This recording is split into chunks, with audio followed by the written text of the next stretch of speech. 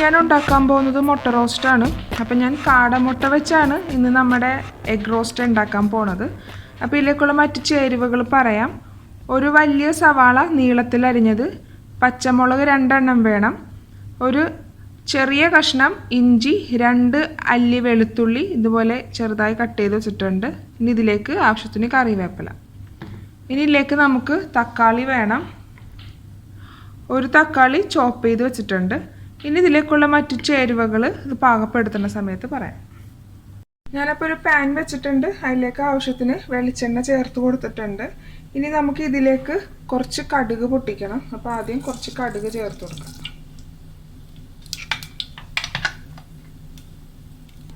അപ്പോൾ നമ്മുടെ കടുകെല്ലാം പൊട്ടി.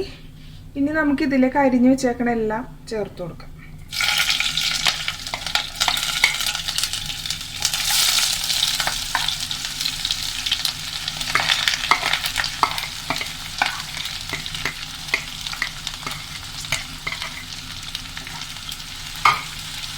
ഇത് നമുക്ക് നല്ല പോലെ ഒന്ന് വഴറ്റിയെടുക്കാം.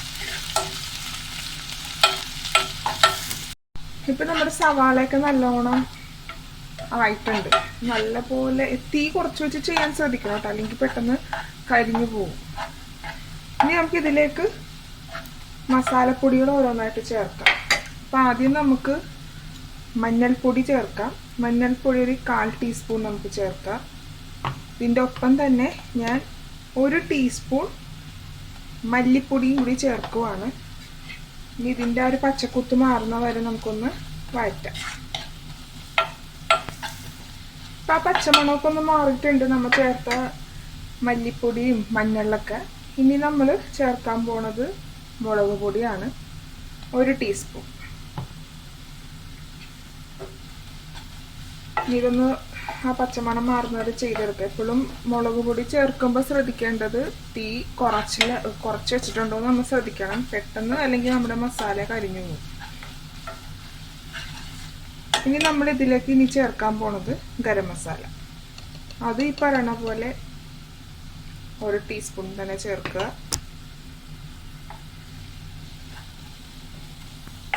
അപ്പം ഇപ്പം നമ്മൾ അത്യാവശ്യം നല്ല എല്ലാ മസാലകളും നമ്മൾ ചേർത്ത്. ഇനി നമുക്കൊരു മസാല കൂടി ചേർക്കാനുണ്ട്. നമുക്ക് ലാസ്റ്റാണ് ചേർക്കേണ്ടത്.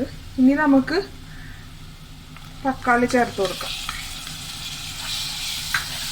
സാധാരണ നമ്മൾ കറിയൊക്കെ വെക്കുമ്പോൾ തക്കാളി നല്ലോണം ഉടങ്ങി നമുക്ക് സ്മാഷ് ചെയ്യാൻ ഒരു പരിവാണല്ലേ.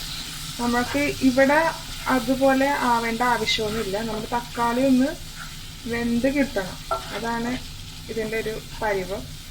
ഇപ്പം ഞാൻ തക്കാളി ചേർത്ത് കൊടുത്തു. ഇനി നമുക്കൊന്ന് ഒരു 2 മിനിറ്റ് ഒന്ന് അടച്ച് വെക്കാം, നമ്മൾ തക്കാളി ഒന്ന് വേവാൻ വേണ്ടി. നമ്മുടെ തക്കാളി വേവാൻ വേണ്ടി അടച്ചു വെച്ചായിരുന്നു. നമുക്കൊന്ന് തുറന്നു നോക്കാം.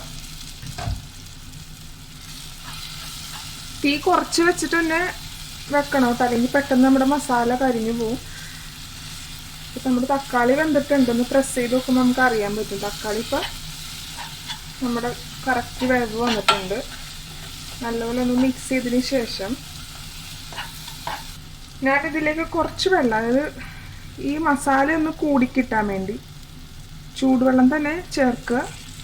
ഈ 1 ടേബിൾ സ്പൂൺ ഞാൻ ചേർത്തിട്ടുള്ളൂ. നല്ലപോലെ ഒന്ന് മിക്സ് ചെയ്യുക.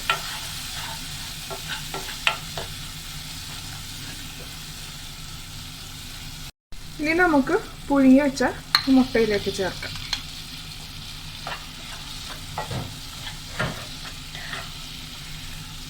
നല്ലപോലെ ഒന്ന് മിക്സ് ചെയ്തെടുക്കുക.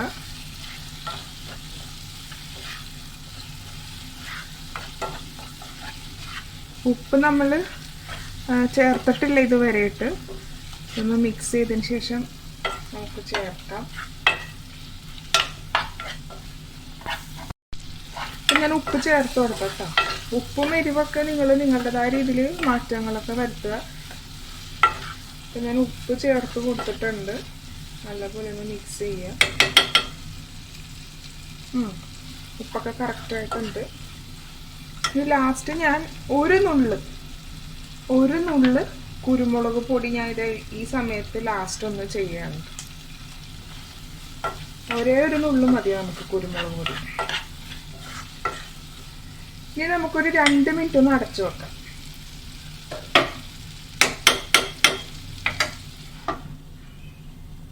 2 മിനിറ്റ് കഴിഞ്ഞിട്ടുണ്ട്. നമുക്കൊന്ന് തുറന്ന് നോക്കാം.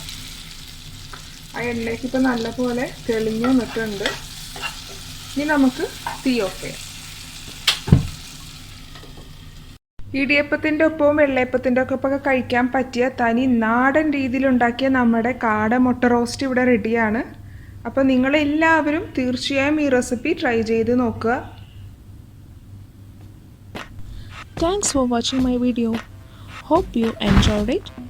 Please subscribe my channel, follow and share my social network.